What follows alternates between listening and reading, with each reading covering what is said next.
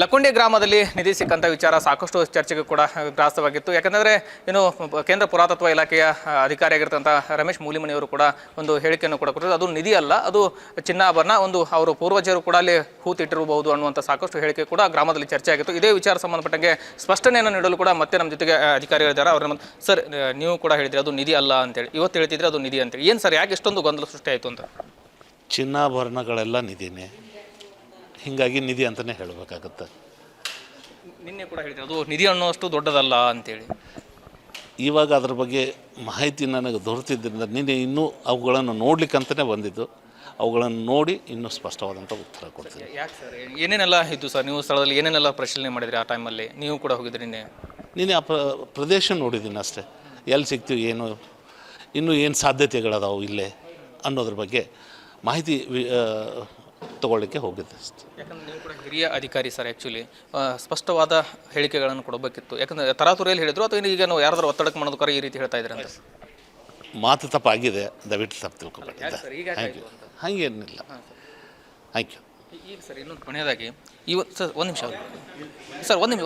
Sir, clear ಆಗಲಿ sir, ಯಾಕಂದರೆ ಅವಸರ ಮಾಡುವ ಆರಾಮ್ ಸರ್. ಈಗ ಕೊನೆಯದಾಗಿ ಹೇಳೋದಾದರೆ ಈ ರೀತಿ ಈಗ ಮತ್ತೆ ಅದು ನಿಧಿನೋ ಅಥವಾ ಇಲ್ವೋ ಅದ್ರ ಬಗ್ಗೆ ಗ್ರಾಮಸ್ಥರಿಗೆ ಏನು ಸ್ಪಷ್ಟನೆ ಕೊಡ್ತೀರಿ ಅಂತ ಕೊನೆಯದಾಗಿ? ಖಂಡಿತ ನಿಧಿ ಅಂತಲೇ ಹೇಳಬೇಕಾಗುತ್ತೆ. ಕುಟುಂಬಕ್ಕೂ ಇದೇ ಉತ್ತರ. ಈಗ ಅದು ಏನಲ್ಲಿ ಕಟ್ಟೋದಕ್ಕೆ ಜಾಗಕ್ಕೆ ಅವಕಾಶ ಕೊಡ್ತಿರೋ ಹೆಂಗೆ ಅದನ್ನು ನೋಡೋಣ, ಅದು ಪರಿಶೀಲನೆ ಮಾಡೋಣ. ಅದು ಯಾರ್ದು ಇನ್ನೂ ಅದರ ಹೆಸರು ಯಾರ್ದು ಏನು ಅನ್ನೋದ್ರ ಬಗ್ಗೆ ಮಾಹಿತಿ ಕಲೆ ಹಾಕ್ತಾರೆ ಜಿಲ್ಲಾಧಿಕಾರಿಗಳು. ನೋಡೋಣ, ಅದರ ಮೇಲೆ ನಿರ್ಧಾರ ಆಗುತ್ತೆ. ಖಂಡಿತ. ಎಸ್, ಇದೆಲ್ಲವೂ ಕೂಡ ಏನು ಕೇಂದ್ರ ಪುರಾತತ್ವ ಇಲಾಖೆಯ ಅಧಿಕಾರಿಯಾಗಿರ್ತಂಥ ರಮೇಶ್ ಮೂಲಿಮನಿಯವರ ಮಾತಾಗಿರುವಂಥದ್ದು. ಇದು ನಿಧಿ ಅಲ್ಲ, ಇನ್ನು ಚಿನ್ನವಂತೇಳಿ ಏನು ಚಿನ್ನಾಭರಣ ಇದು ಪೂರ್ವಜರ ಕಾಲದ್ದು ಅಂತೇಳಿ ಏನು ಹೇಳಿಕೆ ಕೊಟ್ಟಿದ್ರು. ಈಗ ಅದು ಅಲ್ಲ, ಅದು ನಿಧಿನೇ. ಹೀಗಾಗಿ ನಾನು ತಪ್ಪಾಗಿ ಹೇಳಿಕೆಯನ್ನು ಕೊಟ್ಟಿದ್ದೆ ಅನ್ನುವಂಥದ್ದು ಸ್ಪಷ್ಟನೆಯನ್ನು ಇವತ್ತು ಕೊಟ್ಟಿರುವಂಥದ್ದು. ಸಂತೋಷ್ ಕೊಣ್ಣೂರು, ನ್ಯೂಸ್ 18 ಗದಗ. ನಾನು 11ನೇ ತಾರೀಕು ಆ ಸ್ಥಳಕ್ಕೆ ಭೇಟಿ ಕೊಟ್ಟಾಗ ಅಲ್ಲಿ ಇರ್ತಕ್ಕಂಥ ಅವಶೇಷಗಳನ್ನು ಆಲ್ರೆಡಿ ಟ್ರೆಜರಿಗೆ ಸಬ್ಮಿಟ್ ಮಾಡಿದ್ದಾಗಿತ್ತು. ಕೇವಲ ಸೈಟು ನೋಡಲಿಕ್ಕೆ ಹೋಗಿದ್ದು ನನ್ನ ಒಂದು ಉದ್ದೇಶ. ಸೊ ಆ ಸಂದರ್ಭದೊಳಗಡೆ ಅಲ್ಲಿ ಸಿಕ್ಕಂಥ ಎಲ್ಲ ಅವಶೇಷಗಳು ಏನದಾವು ಸುಮಾರು 100 ವರ್ಷಗಳ ಮೇಲ್ಪಟ್ಟದ್ದು. ಹೀಗಾಗಿ ಎಲ್ಲವೂ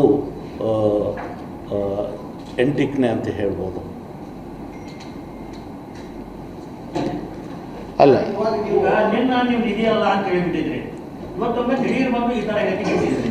ಮತ್ತೇನು ಒತ್ತಡ ಮಾಡಿ ಈ ಥರ ಹೇಳ್ತಾ ಇದ್ದಾರೋ ಅಥವಾ ನಿಜವಾಗ್ಲೂ ಹೇಳ್ತಾ ಇದ್ದಾರೋ? ನಿನ್ನೆ ಯಾಕೆ ಆ ಥರ ನೀವು ನೆಗ್ಲಿಜೆನ್ಸ್ ಹೇಳಿ ಕೊಟ್ಟರೆ ಇವತ್ತಾಗಿ ಈ ಥರ ಹೇಳ್ತಾ ಇದ್ದೀರಿ? ಈಗ ಆ ಗೊಂದಲಕ್ಕೆ ನನಗೂ ಅರ್ಥ ಸಿಗ್ತಾ ಇಲ್ಲ ಸರ್.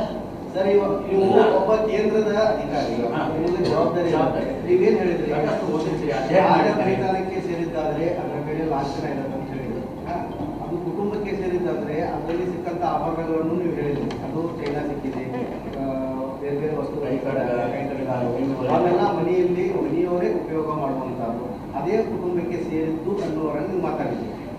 ಇದು ಇಡೀ ರಾಜ್ಯಾದ್ಯಂತ ದೇಶಕ್ಕೆ ಗೊಂದಲ ಆಗಿದೆ. ಯಾಕಂತಂದ್ರೆ ಆ ಕುಟುಂಬಸ್ಥರು ಆ ಚಿನ್ನ ನಮಗೆ ಸೇರಿದ್ದು ನಮಗೆ ಕೊಡಿ ಅಂತ ಹೇಳ್ತಾ ಇದ್ದಾರೆ.